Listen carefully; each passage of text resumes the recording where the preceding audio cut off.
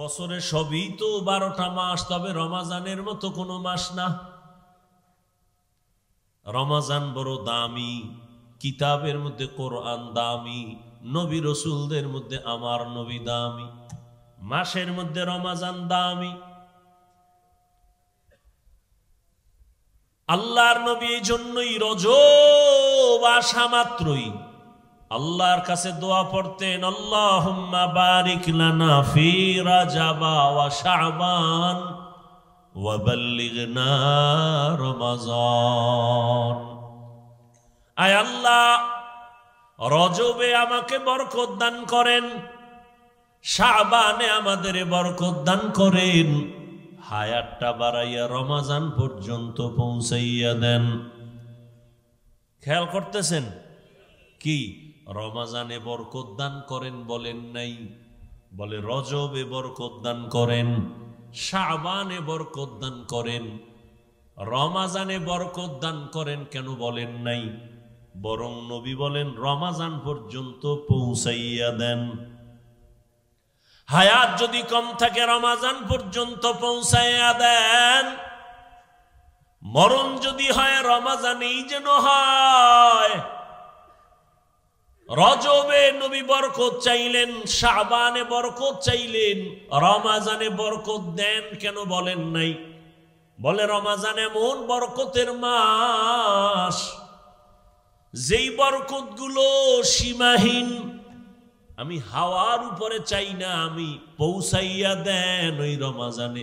আমি নিজে কাজ করে করে করে করে আমি বরকত নিতে চাই। সুবহানাল্লাহ না? কত কষ্ট করেছিলেন ইয়াতীম নবী এ রমাজানে, ইবাদতে রাত কাটিয়ে দিতেন, কি হবে উম্মত বিনে। কত কষ্ট করেছিলেন ইয়াতীম নবী এ রমাজানে, ইবাদতে রাত কাটিয়ে দিতেন, কি হবে উম্মত বিনে। আমরা তো সেই নবীর উম্মত, কেমনে দাও তার সিনাতে আঘাত। মরণের ভয় নাই কি তোমার, কি হবে যে শেষের গতি। ভুলবো না ভোলা যায় নাকি মাহে রমজানের স্মৃতি। ভুলবো না ভোলা যায় নাকি মাহে রমজানের স্মৃতি। এ মাসের কত ফজিলত জানো কি মুসলিম জাতি। ভুলবো না ভোলা যায় নাকি মাহে রমজানের স্মৃতি। আল্লাহর সেই পবিত্র কালাম মহাগ্রন্থ আল কুরআন, কি মহিমা এ মাসেই হয়েছে তার আগমন। আল্লাহর সেই পবিত্র কালাম মহাগ্রন্থ আল কুরআন, কি মহিমা এ মাসেই হয়েছে তার আগমন। এক নেকে 70 রহমান, দেন নফল ফরজ সমান। রহমত বরকত নাজাতের মাস, জ্বালাও আমলের বাতি। ভুলবো না ভোলা যায় নাকি মাহে রমজানের স্মৃতি। এ মাসের কত ফজিলত জানো কি মুসলিম জাতি, ভুলবো না ভোলা যায় নাকি মাহে রমজানের স্মৃতি, ভুলবো না ভোলা যায় নাকি মাহে রমজানের স্মৃতি। খারাপ লাগতেছে আপনাদের? সময় দিবেননি? রমজান এমন বরকতের মাস, নবী বললেন রজবে বরকত দাও, শাবানে বরকত দাও, রমজানে বরকত দাও না বলে বললেন রমজান পর্যন্ত পৌঁছাইয়া দাও। কারণ রমজানে জাহান্নামের দরজা বন্ধ। রমজান এমন বরকতের মাস, যেই রমজানে জান্নাতের সব দরজাগুলো খোলা, শয়তানের শিকলে বান্ধা, সমস্ত কবরের আযাব রমজানে বন্ধ। এমন এক বরকতের মাস, একটা নফল আমল করবেন ফরজের সমান সওয়াব, একটা ফরজ আমল রমজানে করবেন 70টা ফরজের সমান সওয়াব। কথা কন না কা? ভাবে আছেন না ঘুমান? ভাইরা আমার,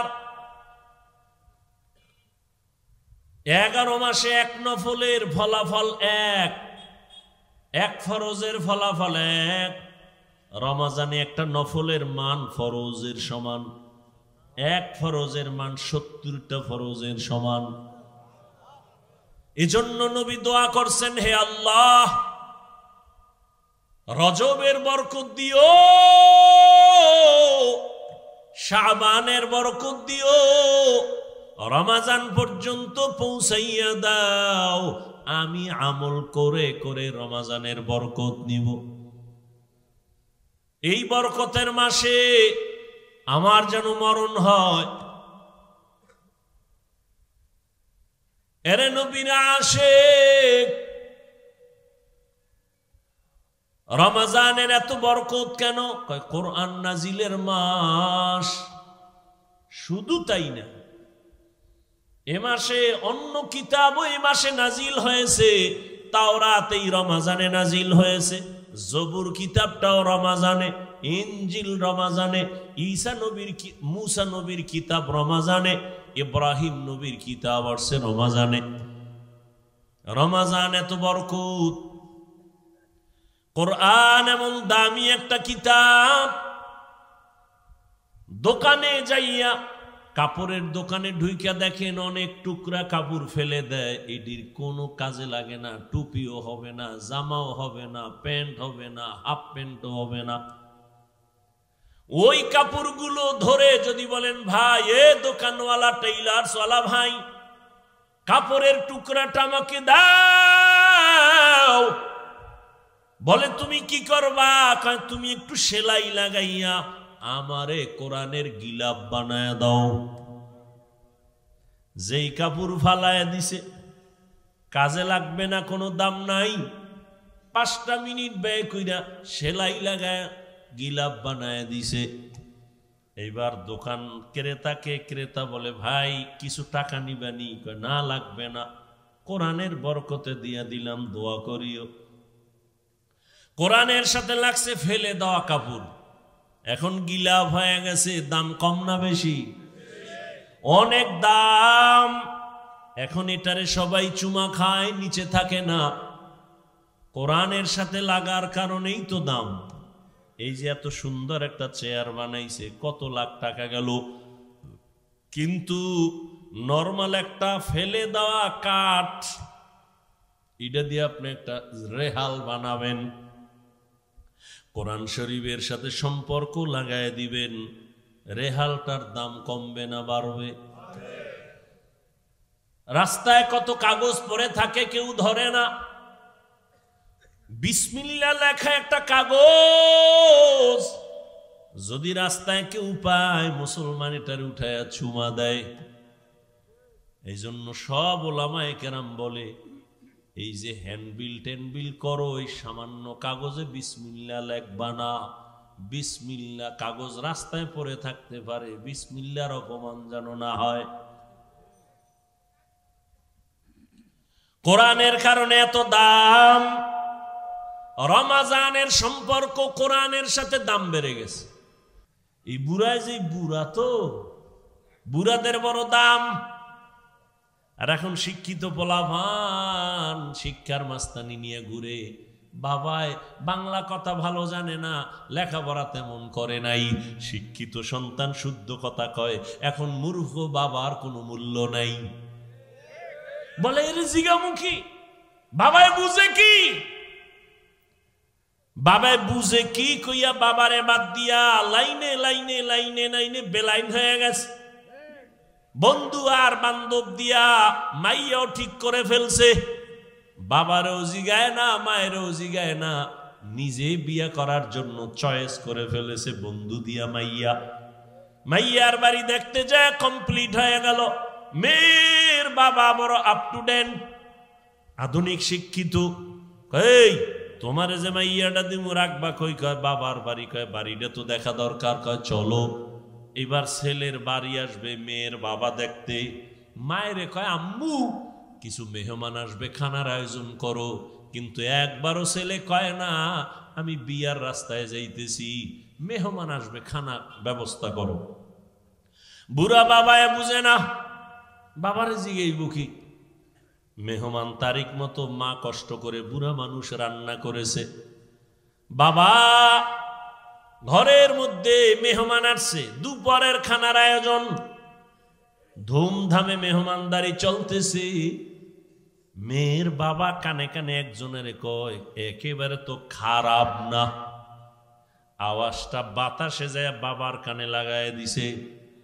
বাবার অন্তরে ধাক্কা লেগে গেছে। বাবা ঘরের ভিতরে গিয়া চোখে বালিশ চাপা দিয়া কান্না করে। বৃদ্ধ মা ডাক দিয়ে কই স্বামী কেন তুমি কাঁদো? বলে সর্বনাশ, মেহমান রে খানা পাকাইছো। কয় হ্যাঁ। কেমন মেহমান জানুনি? কয় না, আমার ছেলে বুঝি গোপনে মাইয়া ঠিক করছে, ওই বাড়ির মেহমান খাচ্ছে। মাও চোখের পানি ছেড়ে কান্না করে, ও আল্লাহ এত কষ্ট করিয়া ছেলেটারে বড় বানাইলাম, শখের বিবাহ করাবো, আজ আমার ছেলে আমারে জিগায় না। মেয়ের বাবা শর্ত দিছে তোমরা সবাই আমার বাড়ি যাইবা, তবে মূর্খ বাবা টাবা নিবা না। এ মুরব্বি টুরব্বি লাগবে না, মুরব্বির এখন দাম নাই। ছেলে বাবার কান্না দেখে এক পর্যায়ে দুর্বল, মাপ চাইয়া কয় বাবা মাফ করে দাও, আমি তো এই কাম ঘটায় ফেলছি, এখন যাব, তোমারে তো নিতে নিষেধ করছে, কি করা যায়? বাবা তুমি কষ্ট নিবা না। বাবা যতই কষ্ট নেয়, সন্তান আইসা মাপ চাইলে আর অন্তরে কিছু রাখে না। এর নাম বাবা, এর নাম মা, অন্তরে কিচ্ছু রাখে না। বাবায় পরামর্শ দিয়ে কয় রে সন্তান, আমারে যদি না নাও দুঃখ নাই, তবে আমার মনে হয় আমারে যদি নীতি কঠিন বিপদ থাকলো তুই উদ্ধার হইতে পারতি। ছেলেকে আবার বিপদ কি কয় জানি না। ছেলেটাও বুদ্ধি কইরা বাবারে একটা গোপন বক্স বানাইয়া ওই বক্সের মধ্যে ঢুকাইয়া বাবারে নিছে। বাবারে লয়ে গেছে, কেউ জানে না এর মধ্যে কি। মেয়ের বাবার বাড়ির কেউ জানে না। বাবার নিয়ে এক সাইডে রাখছে। তো আগের দিনের বিয়ার অনুষ্ঠান তো একটা প্যারা দিয়া মানুষের আটকায় তুই তো সারা রাত বইয়া থাও, জব দাও, এরপরে খাও, চলতো না? এখন ওডির টাইম নেই, এখন সারা রাত খালি গান চলে, নাচ চলে, ওডির আর সময় কই। ভিডিও ক্যামেরা, আকাম সাকাম দুনিয়াতে যা আছে সব, গায়ে হলুদ, পায়ে হলুদ, সব হলুদ, এই আকাম দিয়া চলে বিয়ার অনুষ্ঠান। পাঁচতলা বিল্ডিং 12টার পরে কাঁপে। ইমাম সাহেব কয় কি ভূমিকম্প শুরু হইল? ঘুম ভেঙে গেছে। গিয়ে কয় হাজী সাহেব জমিন কাঁপে কেন? কেন আপনি দাওয়াত পান না? আমার মাইয়ার গায়ে হলুদ চলে ছাদের উপরে। হাজী সাহেব ভিআইপি প্যাকেজে রাজি। আমি এজন্য মাঝে মাঝে বলি, কি এর পিসাবের মুরিদ, কি এর তাবলিগওয়ালা, কিসের হাজী সাহেব, এগো ইমানের পার্সেন্ট কত মাইয়া বলার বিয়ার সময় টের পাওয়া যায়? টের পাওয়া যায়নি? ইমানের পাওয়ার কত। উপরে গিয়ে কিচ্ছু লাগবে না, যৌতুক হারাম। ঘরের দরজা লাগায় কয় কি দিছে? কয় এটা তো ঠিক হয় নাই। এটা দিল না কেন? এটা কি মানবতা হইল? ওইটা দিল না কেন? এটা কি মানবতা হইল? আর তলে তলে যারা যৌতুক খায়, বিয়ার আগেই কয় বিদেশ যাওয়ার ভিসা লাগবে। কি চায়? একটার ধৈর্য কই যাবি? কয় বিদেশ। ভিসা দেবে কে? হর বাড়িতে। বউ নিবি? কয় সম্ভব না। বিয়েটা করে বউ থুবি পাহারা দিবে কে? কয় ছোট ভাই। বানায় বলতেছি, একাম চলে না? চলে না। আল্লাহ হেদায়াত দান করে।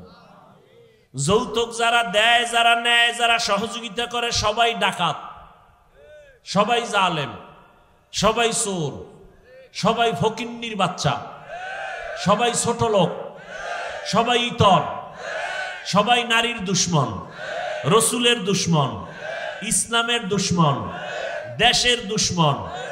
এদের মতো ইতর, বেহায়া, বেলাজা আর দুনিয়ায় কেউ নাই। আরো দুই একটা শব্দ থাকলে শিখায় দে। কই দেখিনি ওগো লাজ হয়।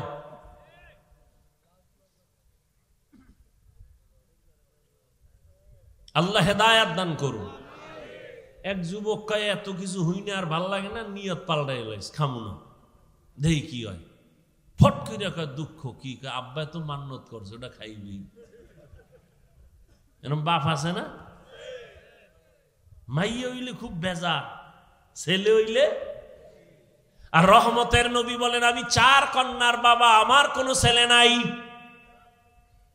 ও কন্যার বাবারা, একটা কন্যা যদি পাও, একটা জান্নাতের মালিক।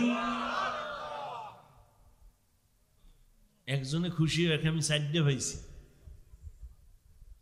আমি 4 জান্নাতের মালিক।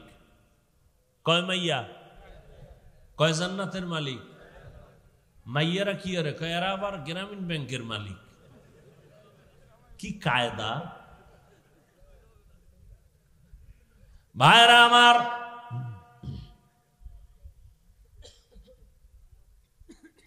হারুন রশিদের ঘটনা দিয়া বুঝাইতে চাই, আসল মালিকের সাথে যখন সম্পর্ক হয়ে যাবে, তখন আর পুরস্কারের কোনো লিমিট থাকে না। ঠিক আমার মালিকের সাথে যত বন্ধুত্ব হয়ে যায়, তখন আর কোনো আলাদা পুরস্কার নাই। আল্লাহ কয় রোজাদার, আমি আল্লাহ তোর নিজের পুরস্কার হয়ে গেলাম। আমি আল্লাহ তোমার হয়ে গেলাম, তুমি আমার হয়ে গেছ। তোমার কোনো ভয় নাই। এই রমজানের মাধ্যমে তুমি তাকওয়া অর্জন করো, গুনাহ থেকে নিজেরে কন্ট্রোল করো। রোজার দ্বারা তাকওয়া যেই পরিমাণ অর্জন করা যায়, অন্য আমলের দ্বারা এই পরিমাণ অর্জন করা যায় না। রোজার মধ্যে বড় আমল 2টা, এক হলো তারাবির নামাজ, আর এক হলো রোজা। এরে নবীর উম্মতের দল, এই মাসে আর একটা সুন্দর আমল হলো কোরআনের তেলাওয়াত। আমি আগেই বলছি, মনে থাকলে আবার বলেন, রমজানে একটা নফলের দাম কি একটাই না ফরজের সমান? একটা ফরজের দাম 70টার সমান। ও এলাকার মুসলমান যুবক বাবারা, মা বোনেরা, বৃদ্ধ বাবাজিরা, আগামী রমজান পাওয়ার গ্যারান্টি আছে? অতএব আমার অনুরোধ, এই রমজান যারা পাইছেন, পাবেন, আপনারা এই সময় নষ্ট করবেন না, নফল ইবাদত ছাড়বেন না। নফল ইবাদতের মাধ্যমে দাম কি হবে জানেন? কিয়ামতের দিন ফরজ আমলের যত ঘাটতি হবে সব নফল দ্বারা পূরণ হবে।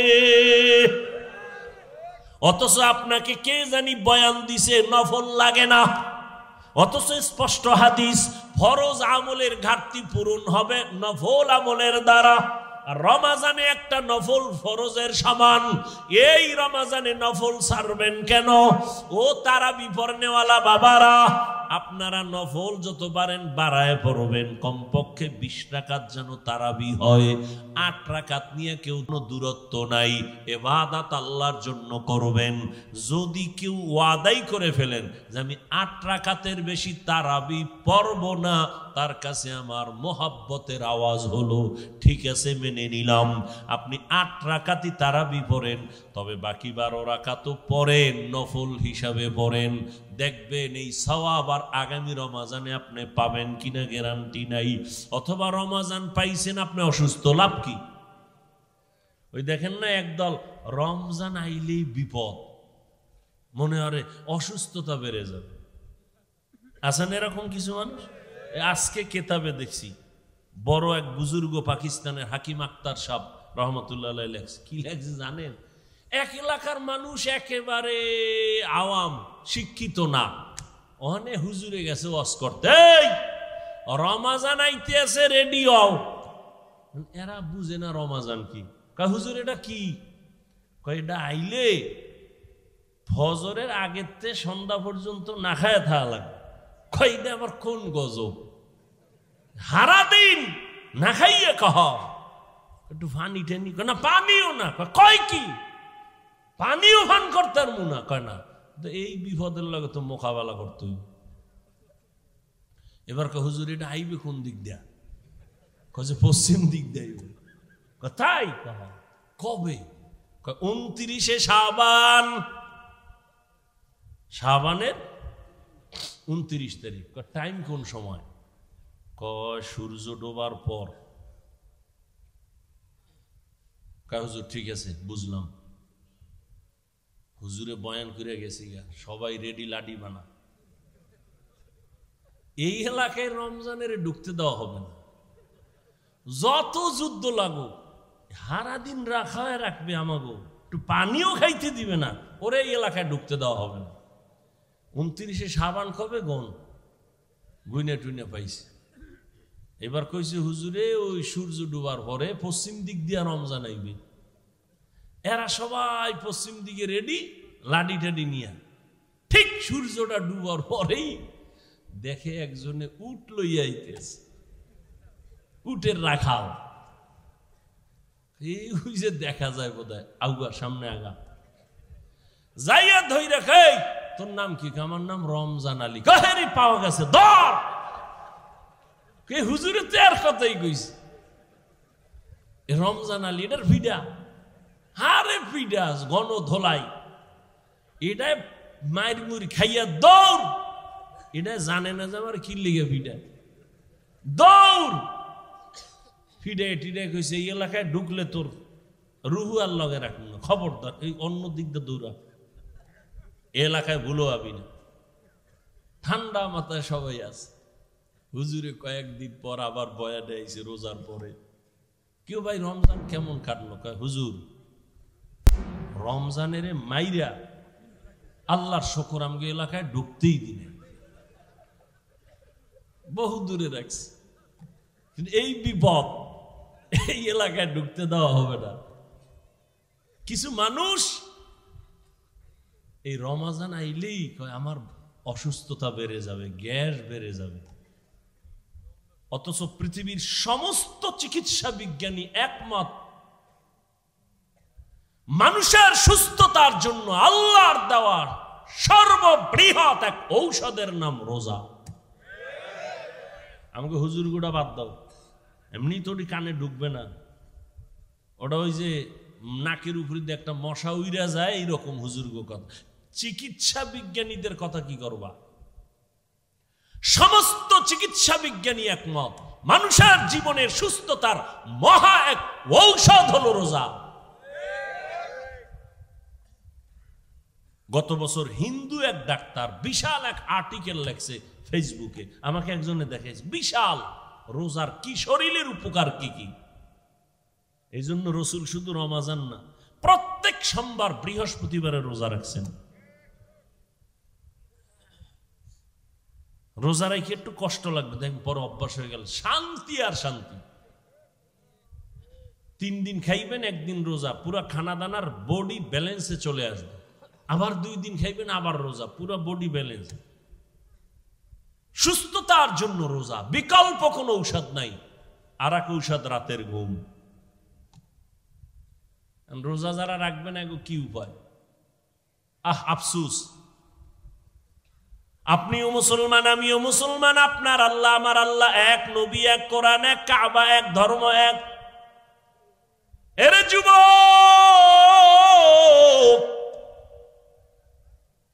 আপনি রোজা রাখতে চান না, আপনার ছেলেও চায় না, মেয়েও চায় না। আল্লাহর শুকর, আমাদের ছোট ছোট বাচ্চারা রোজা রাখবে।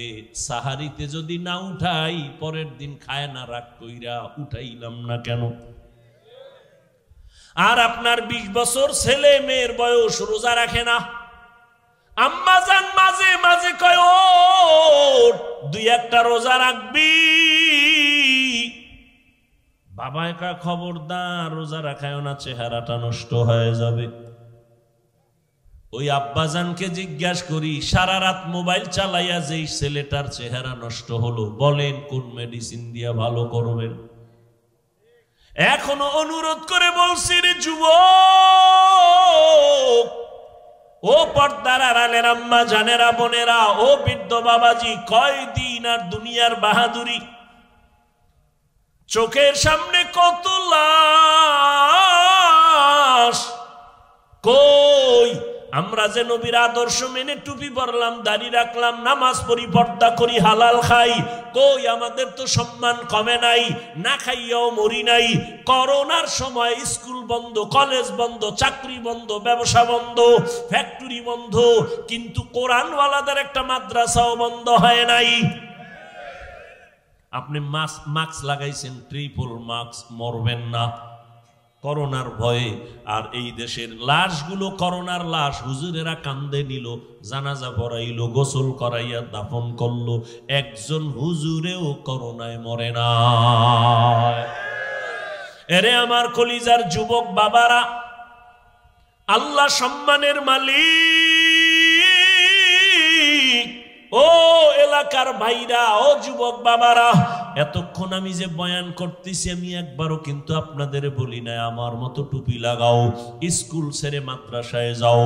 আমি কওমি মাদ্রাসার সন্তান, তোমরাও যাও। আমি তাবলিগের লাইনের সন্তান, তুমিও তাবলিগে যাও। একবারও বলি নাই আমি পীরের বুড়ি, তুমিও পীরের কাছে যাও, একবারও বলি নাই। বরং আমি বলতে চাই, যুবক তুমি স্কুলে পড়ো, আমি হাফিজুর রহমান তোমাকে ধন্যবাদ দিয়ে গেলাম, দোয়াও করে গেলাম। তুমি স্কুলে পড়ে ডাক্তার হও, কলেজে পড়ো, ভার্সিটিতে পড়ো, তুমি ইঞ্জিনিয়ার হও, প্রফেসর হও, তুমি একজন সাংবাদিক হও, ওসি ডিসিএসপি হও, আমি দোয়া করে গেলাম, অন্তর থেকে বলছি। তোমার মাদ্রাসায় যাওয়া লাগবে না, তুমি একজন ব্যবসায়ী হও, চাকরিজীবী হও। তবে আমি হাফিজুর রহমানের একটা ছোট দাবি, বিদায় বেলা তোমাদের কাছে, বেয়াদব হইও না রে বাবা। তোমার ব্যবহারে কোনোদিন যেন মা বাবা কষ্ট না পায়, তোমার আচরণে কখনো যেন আলেম কষ্ট না পায়, তোমার ব্যবহারে কখনো শিক্ষক যেন কষ্ট না পায়। কারণ মা বাবা যদি কষ্ট পাইয়া মনে দুঃখ নিয়ে বলে একটা নিঃশ্বাস ছাড়ে, ওই নিঃশ্বাসটা তোমার জন্য একটা আগুন। ওই আগুনটা যদি তোমার কপালে লেগে যায়, মরার আগে তোমার জীবন বরবাদ হয়ে যাবে। তোমার মতো যুবক, তোমার আচরণে শিক্ষক যদি কষ্ট পাইয়া দুঃখের নিঃশ্বাস ফেলে বলে এই কষ্টের নিঃশ্বাস যদি তোমার কপালে লাগে, তোমার লেখাপড়া ধ্বংস হয়ে যাবে। আলেমের দুঃখের নিঃশ্বাস যদি লাগে, চরিত্র নষ্ট হয়ে যাবে। এজন্য বললাম, হে যুবক, স্কুলে পড়ো, কলেজে পড়ো, চাকরি করো, ব্যবসা করো, মা বাবার দোয়া নিয়া, শিক্ষকের দোয়া নিয়া, উলামায়ে কেরামের পরামর্শ নিয়া, নবীর আদর্শ মেনে জীবনটা চালাও। এবার বাস্তবে একটু তাকায় দেখো তো, তোমার মতো যুবক জীবনে মাদ্রাসায় পড়ে নাই, স্কুলে পড়ে, কলেজে পড়ে, সত্য কথাটা স্বীকার করো, তোমার মতো যুবক জেনারেল লাইনে থাইকাও নামাজ পড়ে, বলো আসেনি? তোমার দুই পায়ে হাত রেখে বলছি, বেয়াদবি মাপ চাই, রাগ করো না, বলো তুমি, মেধা আছে, বিবেক আছে, পশুকে আল্লাহ বিবেক দেয় নাই, তুমি বলো। তোমার মতো যুবক যদি স্কুল কলেজে পড়িয়া নামাজ পড়ে, বলো তুমি কেন পারো না রে বাবা? তোমার কি সমস্যা বলো? মা বাবার কি অভিশাপ লাগছে তোমার কপালে?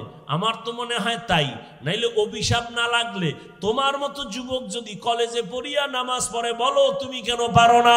তোমার মতো যুবক যদি রাস্তায় গাড়ি চালায় নামাজ পড়ে, তুমি কেন পারো না? তোমার মতো যুবক র্যাব, আর্মি, পুলিশ, বিডিআর এর চাকরি করে নামাজ পড়ে, বলো তুমি কেন পারো না? তোমার মতো যুবক ডাক্তার, প্রফেসর, ইঞ্জিনিয়ার 5 ওয়াক্ত নামাজ পড়ে, বলো তুমি কেন পারো না? তোমার মতো যুবক নদীর মধ্যে মাছ ধরে, নামাজ ছাড়ে না, ময়দানে কৃষি কাজ করে, নামাজ বাদ দেয় না, বলো তুমি কেন পারো না রে বাবা? আল্লাহর কসম, আল্লাহ তাআলা তোমাকে বারবার ডাকে, তওবা করো। কয়দিন আর গুনাহ করবা, কোন দিন হায়াত শেষ হবে জানা নাই। চক্ষু বন্ধ করে একটু গবেষণা করো, ভাবো, দেখো করোনার মধ্যে যুবকের লাশ, ছাত্র জনতার আন্দোলনে দেখো যুবকের লাশ, যত লাশ দেখি শুধু যুবক আর যুবক, পানির নিচে, গাড়ির নিচে, ঘুমের বিছানায় যুবকের লাশ। কয়দিন আর বাহাদুরি করবা? জীবনে তো গুনাহ মনের ঝাল মিটাইয়া কম করো নাই, মনে চাইছে দাড়ি রাখবা না রাখো নাই, মনে চাইছে নামাজ পড়বা না পড়ো নাই, মনে চাইছে পার্কে যাবা দৌড়ায় গেছো, কারো বাধা তুমি মানো নাই, এখনো কি তওবা করবা না রে বাবা? মনটাকে শুধু একটা কথাই বুঝাও, এরে মন, তোমার মতো যুবক যদি জেনারেল লাইনে থাকিয়া চাকরি করে, ব্যবসা করে, লেখাপড়া করে, নামাজ পড়ে, তুমি কেন পারবা না রে বাবা? এখনো সময় আছে, তওবা করে নাও। আমার আল্লাহর কাছে মনে মনে বলো, ও দয়ার মালিক, জীবনে তো কম দাড়ি কাটি নাই, নামাজ কম সারি নাই, বেপরদায় কম চলি নাই, ও আল্লাহ কয়দিন আর গুনাহ করব, কোন দিন আজরাইল আসবে তাও জানা নাই, তওবা করিয়া নাও। এই বরকতের মাস আর পাবা কিনা জানা নাই, ওই মায়ার নবীর আদর্শের মালা গলায় লাগাও, ওই রহমতের নবীর মালাটা গলায় লাগাই, ওরে যুবক, নবীর আদর্শের মালা গলায় লাগাইয়া কত বিধর্মী কালেমা পড়িয়া মুসলমান হয়ে গেল। আমার নবীর আদর্শ এত সুন্দর, যেই নবীর আদর্শের পাগল উড়ন্ত পাখি একটা গর্তের পিপিলিকা পর্যন্ত আল্লাহর কাছে দোয়া করে, আরজি করে, হে আল্লাহ তুমি আমার একটু মদিনা দেখাও, আল্লাহ তোমার ঘর দেখায় দাও। আমার আল্লাহ অর্ডার দিছে, ও কবুতর, অমুক এলাকায় যাইয়া অমুক পিপিলিকাটাকে পায়ের সাথে লাগাইয়া মক্কা দেখায় দাও, নবীর রওজাটা দেখায় দাও। মদিনার নবীর রওজার এত মোহাব্বত, ও নবীর আশিক, ও পর্দার আড়ালের আম্মা জানেরা, বোনেরা, আপনাদের কত ধন্য জীবন, আপনারা নবীদের মায়ের মতো দামি মা, সাহাবায়ে কেরামদের মতোই তো আপনারা নারী, হাফেজে কোরআনের মায়ের মতোই আপনারা দামি, আপনারা তো আয়েশা রাদিয়াল্লাহু আনহার মতো নারী, ফাতেমা রাদিয়াল্লাহু আনহার মতো নারী, খাদিজা রাদিয়াল্লাহু আনহার মতো নারী। কয়দিন আর দুনিয়ায় বাঁচবেন রে মা? একটা সন্তানকে আদর্শ ডাক্তার বানায় যান, আদর্শ ইঞ্জিনিয়ার বানায় যান, আদর্শ প্রফেসর বানায় যান। আপনার মতো কত নারী এই এলাকায় এখনো আছে, বেপরদায় চলে না, নামাজ ছাড়ে না, স্বামীর মাল হেফাজত করে, সন্তানগুলো আদর্শওয়ালা বানানোর মেহনত করে, মা বাবা সন্তানের পেছনে মেহনত করে, বেপরদায় চলে না, স্বামীর মাল নষ্ট করে না, মোবাইলে সময় নষ্ট করে না। এরে আম্মা জানেরা, এখনো কি আপনারা তওবা করতে পারেন না? আল্লাহকে বিনয়ের সাথে বলেন মনে মনে, হে আল্লাহ, জীবনে আর নামাজ ছাড়বো না, বেপরদায় চলবো না, মোবাইলে সময় নষ্ট করব না, স্বামীর মাল হেফাজত করব, সন্তানগুলো আদর্শবান বানানোর চেষ্টা করব। রহমতের নবীর মোহাব্বত আর আদর্শ অন্তরে লালন করিয়া, ও বৃদ্ধ বাবাজি, আপনার মতো কত বুড়ারা মসজিদে গিয়া নামাজ আদায় করে 5 বেলার, আপনারা কেন পারেন না? রহমতের নবী এত কষ্ট জীবনে করেছেন, বিদায় বেলা নবী অসুস্থ, সাহাবীদের কাঁধে ভর দিয়ে নবী জামাতে হাজির হয়েছেন, নবী নামাজ ছাড়েন নাই। এরে নবীর উম্মতের দল এত কষ্ট নবী করিয়া উম্মতের শিক্ষা দিয়া গেলেন। ওই নবীর আদর্শ সারা কিয়ামত পর্যন্ত এই জীবনে কখনো শান্তি আসবে না, সম্মানও আসবে না। নবীর জন্য যদি জঙ্গলের প্রাণীরা পাগল হয়ে যায়, রহমতের নবীর দেখলে যদি পেটের ক্ষুধা নিবারণ হয়, আল্লাহর নবীর আশিক জগৎ বিখ্যাত ইমাম মালিক রহমাতুল্লাহ আলাইহি মদিনাতুল মুনাওয়ারায় হাঁটে চলে, জুতা পায়ে পড়ে না। একমাত্র কারণ রহমতের নবীর কদম কোথায় লাগলো, আমি জুতা পরিয়া ওই বেয়াদবি করতে পারবো না। কারণ মদিনার ধুলা নবীর আশেকের চোখের সুরমা। এরে নবীর উম্মতের দল, এজন্য আশেক মদিনার নবীকে দেখার জন্য কাঁদে আর আল্লাহর কাছে বলতে থাকে, আরবের পুবাল হাওয়া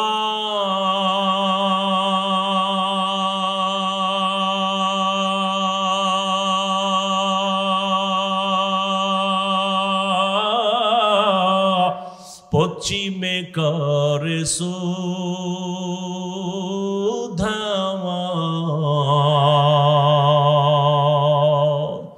এই গরিবের দুঃখী সালাম, এই গরিবের দুঃখী সালাম, পৌঁছে দিও মদিনায় মদিনা, যাইতে পারলাম না মদিনা, দেখতে পারলাম না।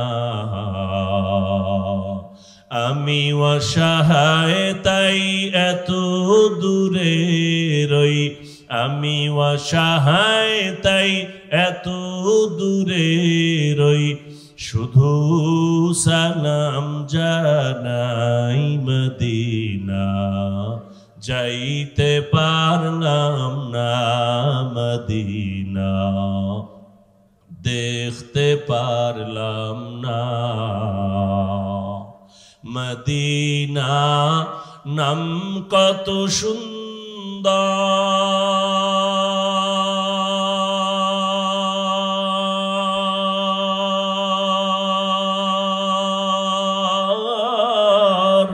মদিনা, কেরে সেবন্তা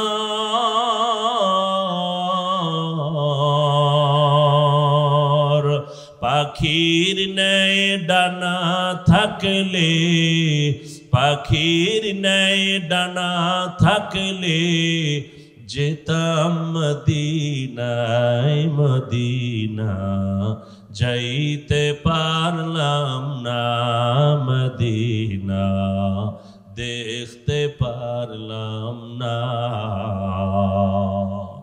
এরে আল্লাহর বান্দারা, ওই মদিনার মোহাব্বত অন্তরে জমা করে এখনো সময় আছে, তওবা করো আর আমার মালিকের ডাকো আর বলো, হে মালিক,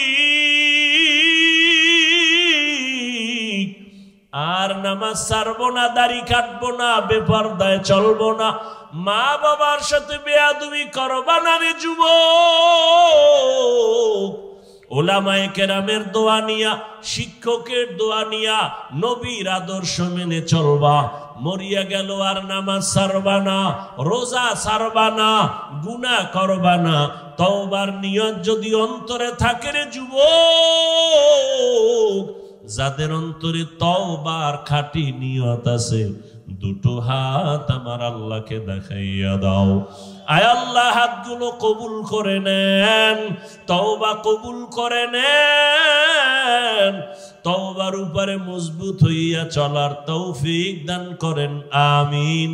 আলহামদুলিল্লাহি রাব্বিল আলামিন, ওয়াসসালাতু ওয়াসসালামু আলা সাইয়্যিদিল আম্বিয়া'i ওয়াল মুরসালিন ওয়া আলা আলিহি ওয়া আসহাবিহি আজমাইন। ইয়া আরহামার রাহিমিন, ইয়া আরহামার রাহিমিন, ইয়া আরহামার রাহিমিন।